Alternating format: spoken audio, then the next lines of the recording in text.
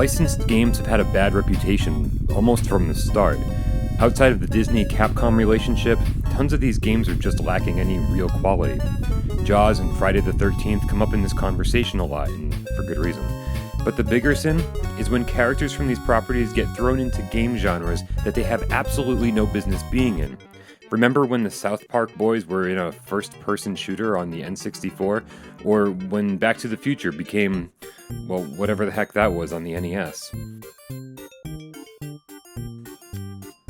Now, there's tons of Scooby-Doo games out there, but I stumbled across one that got it right. No surprise, it came from Sunsoft on the Genesis, and it's just like those old Lucasfilm point-and-click adventure games I used to play on PC.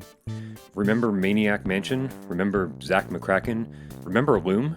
If you don't, you need to. They're amazing. Go play them now. And who knew that Scooby and the gang got their very own adventure in the same vein as those classics? And it totally makes sense.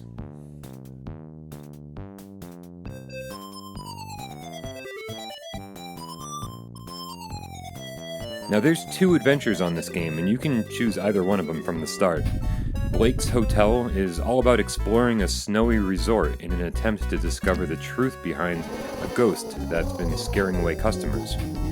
And the other one, Ha Ha Carnival, puts you inside an amusement park in an attempt to discover the truth behind the clown that's been, well, scaring away customers. Look, the stories aren't important, they're not original, these are standard Scooby-Doo formulas that have been working for decades, so, well, don't worry about it. The graphics here are awesome. They're cartoony, they look just like the show, and the sprites are huge and really animate well.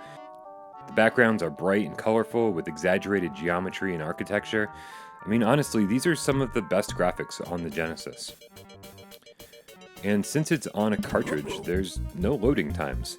That might sound silly to say, but when JVC ported Monkey Island to the Sega CD, or when TTI brought Loom to the TurboGrafx CD, both of those games really suffered a ton because of the slow CD tech at the time. It really breaks the flow, and Scooby-Doo on the Genesis looks and sounds almost as good as those games without any of the technical hiccups.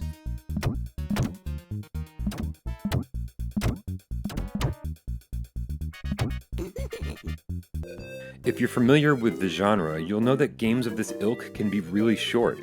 The length comes from stumping the player on various puzzles with wacky solutions.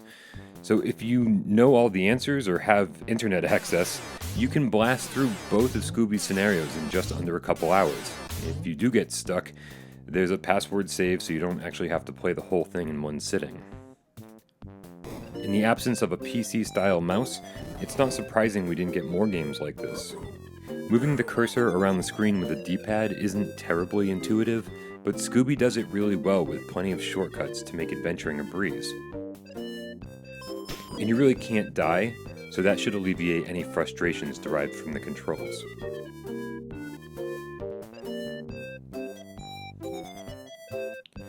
It's not all puppies and rainbows, of course. The game is really short, and there's literally 0 replay value. Certain items are hard to see because of the low resolution on the Genesis. And the game is called Scooby-Doo Mystery. Why isn't it Scooby-Doo Mysteries? There are 2. Plural. Not 1. Whatever. But those aren't real complaints, of course. The game's great. And that's the review score. Fun game that you should totally play.